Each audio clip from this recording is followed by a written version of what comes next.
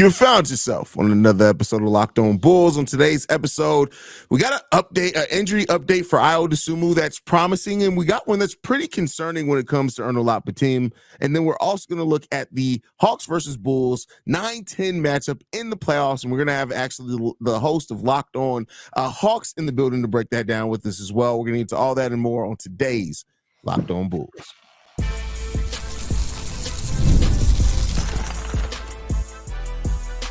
You are Locked On Bulls, your daily Chicago Bulls podcast. Part of the Locked On Podcast Network, your team every day.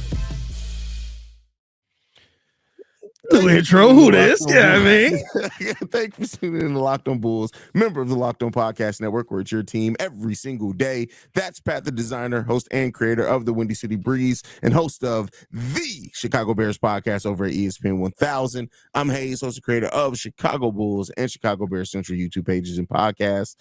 Pat, we've been wondering if Ayo Dosunmu is going to get to play with his son yet again and go ahead and shut that down in this playing matchup. Well, we kind of got the answer to that, kind of not today. So Ayo Dosunmu did say that that the soreness that he's been dealing with is in a really great place, and that he is hopeful to play, and that he feels like it's going to be ready to go. It just comes down to getting cleared for today's game against the Atlanta Hawks in that playing matchup. Pat, I'm going to throw it to you on this one. How do you feel about it? Do you feel confident in Ayo's return? And then what difference do you think Ayo Dosunmu makes in this playing game for the Chicago Bulls? I don't know if he returns, but I think that if there's anything, Ayo's the type of player where if it is manageable pain, he'll push through. He's taken on a very Alex Caruso type of personality, which is a reason why you still have a guy like Caruso on this team. So I think that if it's something that he can manage, he'll push through. He wants to play in this game. We both know how well he does versus Trae Young, right? It is a pretty well documented thing at this point that Ayo Dosunmu does a pretty good job against Trae Young. And listen, I mean, the fast break for this team is dependent on Ayo Dosunmu being out there. Now, no Andre Drummond, at least at the latest we heard for this game as of yet. So are they officially announced he is out for the moment? He's officially out now. Okay, so Andre Drummond officially out now. That's kind of been one of Ayo's running mates. So hopefully Javonte Green at 6'4" can pick up the slack there. I'm gonna need 15 rebounds out of you. And watch him. Got 13 from him last game. I was gonna say, right? Watch him get it. Like he's legitimately gonna go out there and get it. But I think that the fast break of this Bulls team, turning defense into offense, is heavily based on whether Ayo Dosunmu is on the floor or not. And so it makes a big difference when he's out there. I don't know if you've got any of the splits of his on-court, off-court, but I know the visuals from it where you look at the difference that this team is without Ayo Dosunmu on the court. It feels like there is a massive defensive presence missing that you can rotate in and out of there. It feels like the Bulls have a hole that they can't replace when Kobe White is not in the game. And you just don't see the Bulls run the floor as well. And it feels like it's kind of become it's almost like it gives DeMar a little bit too much power because he's like, well, I got these extra shots now. And then it becomes a little bit more of a one-on-one game. No shot at DeMar there. He's been balling out and playing really well down the stretch here, but it just kind of feels that way to me. Yeah, I mean, when it comes down to it, like Ayo Dosunmu, he's probably our best decision maker in that fast break, and that is when the Bulls are playing good defense. We know the fast break is such an important part of them. You give them Alex Caruso, you give them Javonte Green, and the times that Andre Drummond's out there, that's a nice core of a mix of players that can all be good in the fast break, but it all hinges on Ayo, because I tell you what, I love Alex Caruso. Make no mistake about it. Love him. He's going to create a lot of fast break opportunities. When he has the ball in his hand on fast breaks, not the best decision maker. Now, when he's playing off ball on the fast break, much better, right? So, Ayo helps a lot with that, and we'll see when it comes to that. But with that, we do kind of, you already mentioned it, but with Andre Drummond, the swelling not being down with Andre Drummond, and I gotta come back on what I said. I said they officially ruled him out. It's not that the Bulls have officially ruled him out. Chuck Swirsky basically said that he does expect Andre Drummond to be out. So take that for what you will. It's not officially from the Bulls though. So he's not going to be on the court there. Hip. Um, but one of the funniest moments ever is you interviewing him, and he literally goes into a call on the game mid-interview. It's just, Bro, that was it was so gold, cool. right? I was just sitting there. I was like, we doing this right now? Is this what's happening right now, bro? It was so cool to have because it was freaking. Oh, I think we were talking about Toronto. He called the Vince Carter game. Yeah. Well, he called all of Vince Carter's playoff games in Toronto. So like he just started calling the games. We doing this right now? From one great live caller to another, Pat and Chuck Swirsky. Yeah, great time there. But Drum not playing in this playing tournament potentially, which is something that I did expect. When the severe ankle sprain, we've seen players miss like a month with that at some points in times in the league. I'm really looking at that. Like, Drummond has been so important in games that we have won against the Hawks over the last couple of years. So, yeah. You know, us going so small because Adama Sanogo is not eligible to play in this playing tournament. That means that we're going to see some of Javonte Green at the center or Torrey Craig at the center. That's just going to be really, is fun the right word? No, not painful. I don't know what, it's going to be interesting to watch. It's weird because it's like, you know, it's the conversation we've been having all season. You don't have somebody young ready to go in this moment. Yeah. You know what I mean? Like, I understood why you put Adama Sanogo in the G League all season, but then when it got to the point where every time I'm looking up his G League numbers, he's like dominating some dude that's on the other side of him, like handedly, like a 20-20 game, he had when he came up to the NBA the first time he actually got some real run. Yeah. Maybe he was doing that every night dang near the G League. I paid attention to it. Don't you quote tweet me, hey. Bro, I literally saw you sitting there, and I'm like, I'm about to troll the hell out of Pat. It was funny too, because it was just like everybody was like, are the parents fighting? Is this the end? I was like, no, like no.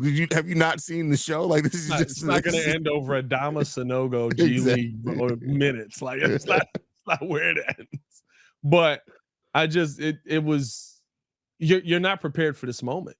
And I'll be honest with you, if you get through the Atlanta Hawks and then you go face the Miami Heat, what was a very important part of last year's reason why most of us feel we lost that game? Taking Kobe and Andre Drummond out the game.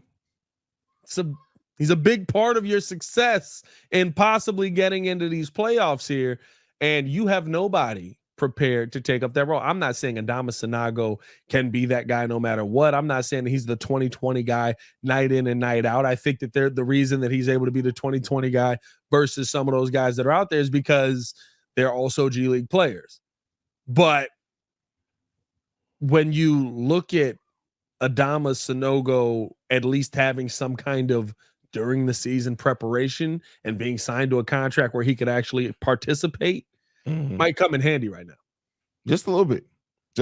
So we see how those things get managed for this team, man. Let's hope that the Chicago Bulls can, find a way to, with Ayo Dosunmu returning and use those guys creatively. Outside of that, those two players, Pat, before we end the segment, who's some of the players that you are looking for to step up the most in the game today against the Atlanta Hawks? I want to see Kobe. I want to see Kobe take the reins. I really do. This is the first real moment where we're going into a game with expectations on him. Yeah. Right. Like last year, even versus when we played up against Milwaukee in the playoffs, it was kind of like Zach's on his way back. DeMar's on the floor. He was still looking like Vooch at that point. Let's get something done. It didn't work out. We end up getting crushed. We win one game. There was a couple games we felt like we should have won in that one, but like you end up winning one game, blah, blah, blah.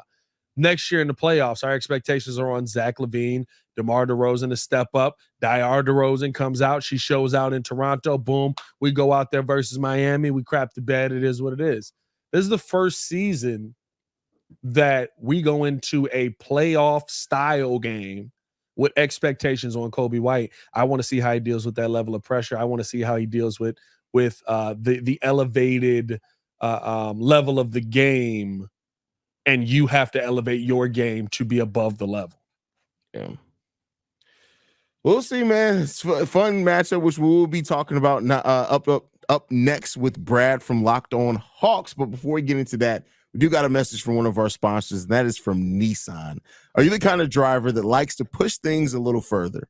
Ever wonder what adventure could be around the next corner? Our friends at Nissan have a lineup of SUVs with capabilities to take your adventure to the next level. The 2024 Nissan Rogue is perfect for your city drives and great escapes. Class exclusive, built in, your always updating assistant to call on almost anything. Gone are the days of connecting your phone. Google Assistant, Google Maps, and Google Play Store are built right into the 12.3-inch HD infotainment system.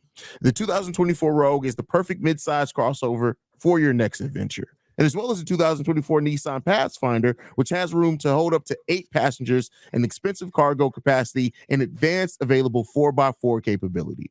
With the 284 horsepower and up to 6,000-pound towing, when adventure calls, the Pathfinder is there to answer. Take the Nissan Rogue, Nissan Pathfinder, or Nissan Armada and go find your next big adventure. And I also got to talk to you guys about Monopoly Go. We've all been there, either as a player or as a fan. It's halftime and the scoreboard is not looking good. You're feeling low, not sure your team, you or your team can pull it out. That's when you dig deep, lift your head up, and say to yourself, time to get back in the game, pull off some bank heist, and take as much of my friends' money as I possibly can. Yeah, you definitely do rob people in Monopoly Go. That's right. The smash hit mobile game Monopoly Go lets you compete with your friends to get the most riches and the biggest empire. It's the Monopoly you love, but on your phone anytime with tons of new twists, including leaderboards to compare your progress to your buddies. There's so much to do. You play on countless dynamic Monopoly boards, make your friends bankrupt by smashing their landmarks with the wrecking ball, charge other players rent for your iconic properties. You can even work with your friends to crack open the community chest and in tournaments to get extra awards and climb that leaderboard. So get back out there, put your game face on, and download Monopoly Go, now free on the App Store or Google Play. Yeah.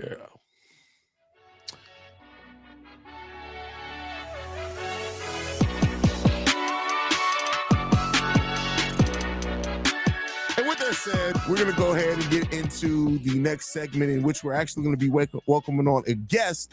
We're going to go ahead and cut to that now. And as the Chicago Bulls are preparing to face off against the Atlanta Hawks in the 9-10 spot in the play-in match, we are welcoming on the host of Locked On Hawks in the building. What's going on, man? I'm good, guys. I know we're all excited for 9-10 basketball, aren't we? Everybody's fired up. Yeah, of course. You know, it's exciting, right? It gets the people going. It's provocative. It's one word for it. I think I'd use a different one, but that is absolutely one word for it. I mean, listen, I said this when the play-in started. I dislike the play-in because I think it has devalued the 7th and 8th seed completely. Not that you were like beating your chest if you were a 7th or 8th seed, but I can't argue with the results, dog. Like, it's entertaining every time, and I feel like it's the worst thing in the world because, especially with Bulls and Hawks, I know it's going to be a competitive game. Yeah, it's going to be a fun game, right? It's always really fun when the Bulls and Hawks face off against each other. Now, I think the Bulls going in with the injuries that they may be going in with may make it a little bit less interesting in our favor, though. Right. But I think it's going to be a fun game regardless. Yeah, the Hawks are the same way. I was going to say, I mean, the Hawks are banged up too beyond belief. Like so it's a walking wounded matchup. Let me ask you this, right? With the Hawks right now coming into this, you spent a lot of time dealing with DeJounte Murray being the lead guy with Trae Young out. Is there any concern, Brad, from you that maybe trying to work that back in at this point is going to affect them heading into this game? I think maybe a little bit. They did try. I think one of the reasons they played their guys more than they probably needed to at the last couple of games at the end of the season was to have those guys play together. Trae had been gone for so long that even though the games didn't mean anything, they were pretty open. Like we need our starters to play together. Some they looked okay. They got blown out the last game, but the two games before that they looked all right. And DeJounte's done a good job to his credit. Like when Trae was out, he took the huge workload that he had to take. He was taking 25 shots a game, 30 shots a game sometimes, and then he's been willing and able to slide into that number 2 role. he can still turn it up. I mean, we've seen that, especially if the Bulls throw the kitchen sink at Trey, DeJounte will willingly and capably take up more usage. And he's done a good job this year, just taking more threes, like being more of an off-ball threat. I think ideally those guys are not the best pairing in the world together, but they can play together. I think you kind of seen DeJounte be even maybe a little bit more comfortable with when he's by himself, but they've made it work at times. It's not worked perfectly, as I'm sure everybody knows. This is a 9-10 preview, so it hasn't worked that well. But I think that they're at least comfortable with it, and it's been they played 3 games together at the end of the year now, so it's like kind of getting back into their hand in glove the way it used to be. Brad, when you look at where your team, or what do you want to see from your team outside of making it further in the play-in or anything, do you think is this going to be the wake-up call for your team to make some changes to the roster? Do you expect them to kind of keep things the same? Are you guys are you like us? Because we look at the Bulls roster and we're just waiting on our president of basketball operations to try to sell us on why we're in the right spot at being the 9th seed, and they're going to try to run this back. How do you feel about the future of the Hawks roster? Yeah, that does sound familiar. The Hawks did this, though, exact same thing last year, right? So last year they were in the play and they got out of it. They were competitive-ish against Boston in the first round. They won 2 games, and then they ran it back, basically. But at least last year they had an excuse. It was Quinn Snyder's. He came in midseason. It was really strange. Yep. And they basically said, without saying, that Quinn's our big addition. Like, we're going to kind of go with continuity and all that stuff. Obviously, that didn't work out so well this year. So I do think the Hawks are going to, famous last words, actually make some changes. Like, they came close to trading DeJounte at the deadline. They came close to doing some other stuff. They kind of held pat. I think that the wake-up call phrase is a good one. Like, that's one I've used in my show too. It's like you would hope, I would say from a fan perspective, like you would hope that the 3rd straight year in the play-in, you wouldn't be satisfied with that, especially for a team that the previous year to that went to the conference finals. Right, yeah. So I think they're going to make some changes finally. Part of that might be money too, but I honestly, I don't want to see the reaction. Maybe I do want to see the reaction. It'd probably be good for my numbers on the show if they didn't. if they didn't do anything at all, people would be very mad. Does that make? Yeah. I'm sure that's the same thing for you guys. Like if they just run it back again, it's like, what are we even doing here? Well, I think now the problem with Bulls fans is we've just we're resigned to it. We're almost apathetic to it at this point, where it's like continuity. Now we're up to competitive, right? We went from continuity to now, we're trying to be competitive. And I guess that's the 9th seed in the play-in tournament. But I think the one thing that we've talked about on this show is, do you want Atlanta to advance? Do you want Atlanta to get to the next round? Are you hoping that the Bulls put you out of your misery on how this season has been? Because I think for me, I don't want my team to lose, but I know the benefits that come to it if we do lose, and maybe there could be a change in what we see on the court. And winning is the worst thing because it's going to give hope. Yeah, I can really see both sides because on one hand, like the Hawks weren't supposed to make the run they made before. Like I think there's something deep in me and deep in some fans that's like they can get out of the play-in. And I'm not saying they're going to beat Boston, don't get me wrong, but like they beat Boston twice in March, and fans decided that not. In fact, I keep hearing that you think it's funny. Hawks fans, at least some of them are like, we own the Celtics, so we're definitely going to push them in the first round of play. And I'm like, I wouldn't go that far. I can see both sides. Basically, like there's an opportunity if you get into a series against Boston, for instance, you're probably not going to win it, but it's experience for your young guys. I wish Jalen Johnson was healthy because that would have been like, hey, this is one of our guys, playoff experience, all that stuff. On the other hand, like there's also draft components. You guys know this too, I'm sure, but like your draft pick, if you lose the first playing game, you're picking 10 or 11. You make the playoffs, you're picking 15, 16. Yeah. Is that a huge difference? No, but it's some value in the draft. And look, like we just said, do you trick yourself into thinking that this matters? Because I think honestly, either one of these teams could beat the Heat on Friday. Like, would it surprise you if they look? The Heat are the Heat. They kind of do Heat stuff, but it's not like they're going to be a huge underdog against a not that great Miami team this year on Friday. Again, they'd be underdogs, but it's like it doesn't take that much to squint and kind of see it. So I honestly understand both schools of thought. I've heard from Hawks fans. It's like I'm not saying it's split down the middle, but it really is like some people are like, get this thing over with. I'm done with this season. Just lose.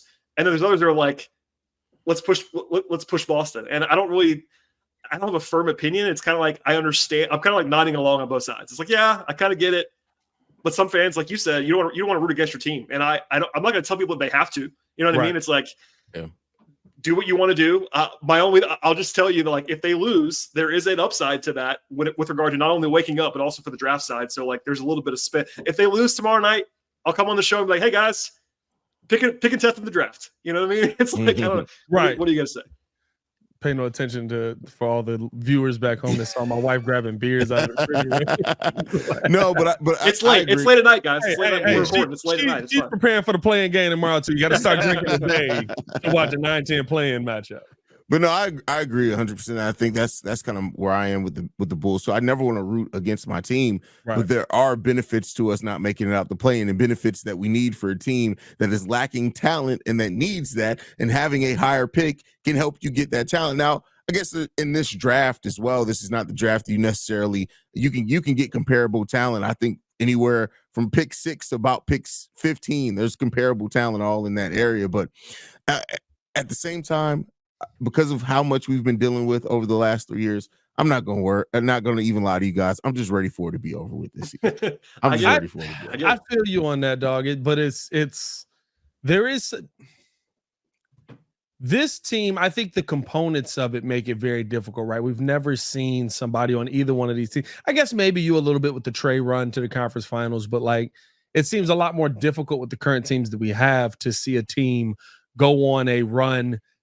Not Miami Heat, right? But where you say maybe you knock off one of the power conferences in the playoffs and all of a sudden things kind of open up. You see that surprise. I think it's looking at the Hawks, looking at the Bulls, both teams coming into this matchup and really how both teams have played, right? Like, I'll say this, at least for the Bulls, I feel like they can defend with anybody. The Bulls' problem is they don't shoot enough threes. They don't attack the paint enough. They don't put enough shots, and they don't have enough size. So, basketball. But with the Hawks, it's like the Hawks just sometimes don't try defensively. And I think that's one of the most confusing things that I've seen this season. Like when Luka goes off on them, or right when why can't I think of a boy from freaking Indiana? Halliburton. Yeah. Tyrese Halliburton goes off. It's like, hey, do something. Like, you got DeJounte Murray. Do something to try and slow this down. Yeah, it's I really like defense. So it's been a hard season for me to cover. Like I'm known as like I value defense guy, and it's like if that's your brand and you're trying to watch this Hawks team every night, it is kind of a tough sell, to be honest with you. But there is some upside, like you said. I mean, you can squint and be like, okay, Trae Young is the best player on the floor in a lot of different games and series and things. And if he can catch his fire, and we have seen it, it was 3 years ago, but I've seen it. It happened. But even then, it's like, this is still a team that won 36 games. It's not, so it's hard on that side to be like really invested in as far as like a long playoff run to go, for sure. As once said by Danny Green about the Chicago Bears, they are who we thought they were. You know what? That is the best way to sum up this 9-10 matchup. Hey, bro, I mean, like, it's going to be a competitive. Yeah, I mean, that's kind of how this game. That was a game. Yeah. Playing games today have been pretty entertaining. So you never know. Before we get out of here, what are y'all predictions? What do y'all think is going to happen tomorrow? You got a dub for the Hawks or a dub for the Bulls, Brad? I think we should all stay on brand. I'm going to say a narrow Hawks win, which makes no sense at all because Chicago is incredible in close games. That's why they're here. You know what I mean? They wouldn't even be here if they weren't incredible in close games. But at the risk of being yelled at out of my city, I will say Hawks close. But genuinely, it's a toss-up game. That's not a sexy opinion, but it really feels like it's a coin flip game to me. It really does. What you got, Haize?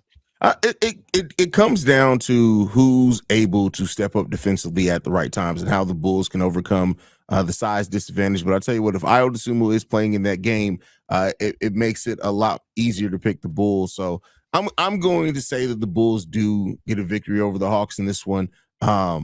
I'm not gonna do any type of points prediction because with these two teams, you just never know. That's a wise choice. Yeah, it could be a 130, 126 game, or it could be a 98 to 95 game. You really never know. My gut feeling, and I got to stick with it, and I've said this the last couple of days leading up to this. I think me and Haize are about to be fuming about pick and roll defense that the Bulls have never been able to play as the Bulls take a loss in this game. I think that Clint Capella and Trae Young are about to run pick and roll over and over and over and over again. And we're going to be sitting here just going, Vooch is very bad in pick and roll, and you're going to have a lot of possessions where Javonte Green is guarding your 7-footer. So unfortunately, I love the idea to stay on brand. I don't care if people yell at me. You should see Twitter today. They're going off on me. Bro, you've had Bears fans in a they hot. Didn't even watch the full day. Video, bro. Didn't even watch the whole thing. Just watch the 1-minute clip, and they're losing their minds. It's like they just read the. I'm telling you this. They didn't even do that. They just read the description that you had in the tweet. They didn't even. But anyway. It is nice to be able to go onto a social media site and just ruin people's day by telling them the truth. But hey, I think the Bulls take a loss in this one. I think it's a close game, but I do think we'll be talking about a final possession where the Bulls are trying to overcompensate for Vooch's lack of pick and roll defense, and Trae Young knocks down a easy 3. So I can see it. All right. Well, anything left, fellas, before we get out of here? Let's get out of this season. I appreciate y'all having me. I'll say that just for this little I guess therapy session. Can we call it that? I'm not even sure what. You know what? This was. And with all that said, a sponsor today? Is BetterHelp on this? We'll probably be here again next year doing the same thing. Oh God, please no.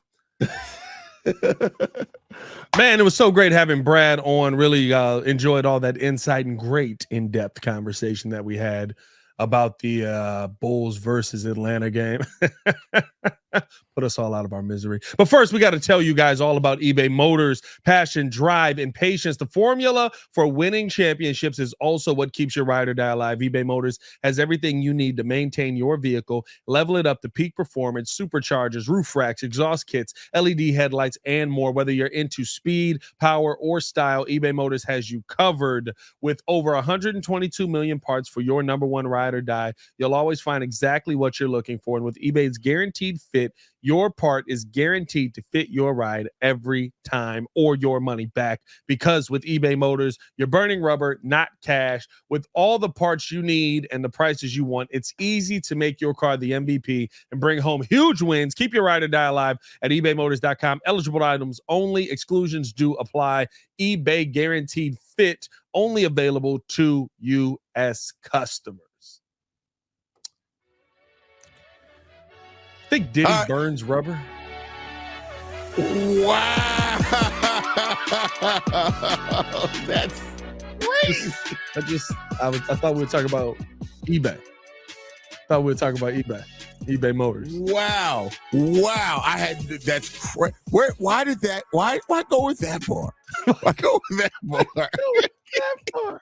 No, did you see Tyler at Coachella talking about the whole Gerard Carmichael? Bro.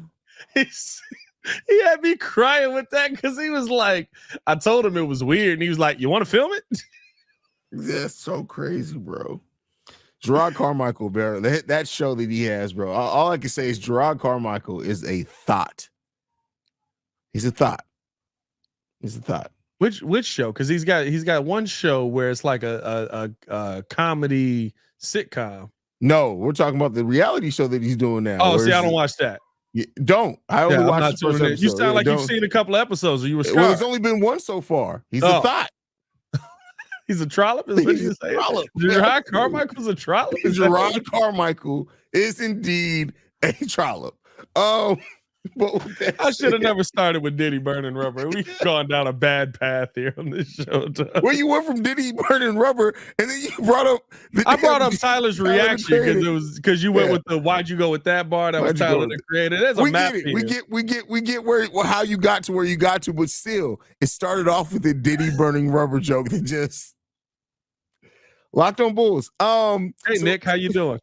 So earlier we talked about the injury updates for both Andre Drummond and Ayo Dosunmu, but we did get one that's hugely negative, and that is Onuralp Bitim, who we're still trying to figure out what exactly is he going to be for the Chicago Bulls, both long-term and stuff like that.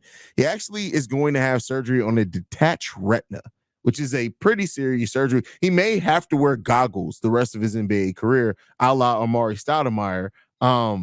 When you hear that OB now is going to be out, he's not even going to be available in the postseason at all, meaning if we did need some shooting on the bench, not that Billy Donovan's really been playing him much, but if we did need a situation where we needed a shooter out there, OB won't be out there with. Yeah, it's I mean, I don't know how extensive the surgery is going to be for him. I don't know if this is this is a full tear detachment, if this is just fixing holes that are in there, if there's a break, whatever it is. I know recovery time on that's something like 3 to 5 months. So he's not going to be out there for you for a while. He's been shooting forever. I don't think that his muscle memory is going to change, maybe a little bit of adjustment and depth perception. But again, right, like the one guy that you have on this team that maybe could have given you some shooting off the bench if you were going to actually play him, you can't do that. I think now you pair that up with the decision to give him the contract that allows him to stay up here with the Chicago Bulls full time versus a guy like Adama Sanako. Now looks a little bit rough. Yeah, I mean, like there's a couple of names that you could have given this contract where maybe you feel a little different. But I mean, listen, dude, like it's Onuralp Bitim. Billy wasn't putting him out in this game. I doubt he would play in the Miami game. I think he'd play in that less than this Atlanta Hawks game, if possible. If they could give him negative minutes, they probably would. We know how Billy is. Billy's going to go with the veterans in this game, so I don't think it impacts the game. I just hope that he's able to get on the floor as soon as possible and is able to get back to, practicing the shot and, add some weight, adding a little bit of muscle. I'm not going to lie to you. He showed me he got a little bit of that bounce to him with the he won a slam dunk contest overseas. Yeah. So yeah. Yeah, so, I think seeing it here, I was like, oh, hold on now. Okay, I see what it is now. Yeah, he got some potential. I think that this first season was always, I think, going to be about adjustment and how well he adjusted. Yeah. I do think it was predetermined to probably give him a full contract at the midway of after the trade deadline, if some certain things worked out, because they did it with such a quickness. But now it's him hopefully staying stateside this summer, working out, after going through the recovery, which the recovery could be as quick as 2 weeks. It depends on how the severity of the surgery. So I don't know. Yeah, I don't know. We don't know that. If he's got breaks in it, if it's tears, I don't know what. So we'll see what happens. Was this an on-the-court issue, or was this a pre-existing issue? Did somebody the thing with this is that because the nature of this injury, that he could have been dealing with this for a month plus without really knowing what it is, which could contribute to why he came in initially and his shot looked so great and then it just fell off a cliff. So that's so weird, because it'd be like, you ain't noticed one of your eyes just stopped working? It progressively gets, so you could technically, the detachment could start, but then you're still fine for a few weeks there until just one day you wake up and you're like, hey man, wait, what? Yeah. I'm hoping it's not a full, like he just woke up in his left eye. You know what it is? No, he probably was in practice and he started calling Ayo Dosunmu DeMar, and they were just like, you know what? It's his first year in the States. He's still adjusting. Is that racist? Can we let him do that? Can you call a black guy another black guy's name? Can you do that? He's still adjusting. It is what it is. And then it's like, oh, he doesn't just think we all look alike. He actually can't see out of one eye. So you know what I bet it was? I bet you he saw DeMar DeRozan and he was like, hey, Cordero Patterson, what's going on, man? When'd you get up here? Sorry, I shouldn't have thrown that shot at Dick Stockton. Dick was great, man. He called Dalen Terry Angel Reese. Hey, that was crazy. Jeez. It's been a rough segment. Yeah, bro. It's been a rough episode for you, bro. Like, the Diddy joke was I felt like that was a good joke. I thought that was solid. A good joke. It just came out of nowhere, though. Yeah, that was out of left field. That right there, that was wild. Dick Stockton was really good in his younger days, but by the end, every black dude on the Bears for 4 years that had braids was Cordero Patterson. Patterson. It was just like, he don't play here no more. No. Richard, get it together, Richard. You know how old you got to be to still be going by Dick as a first name, bro? What's the age cutoff on that?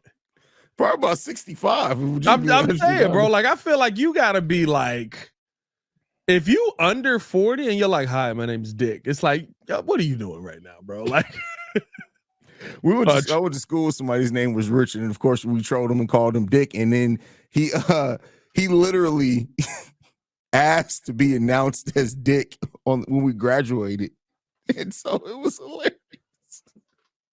But nonetheless, man, yeah, his parents was probably so thrown off because they don't call him that. It's just like, wait a second, what? Dick Jackson. Oh man, that is hilarious, bro. Let's go ahead and get out of here, man.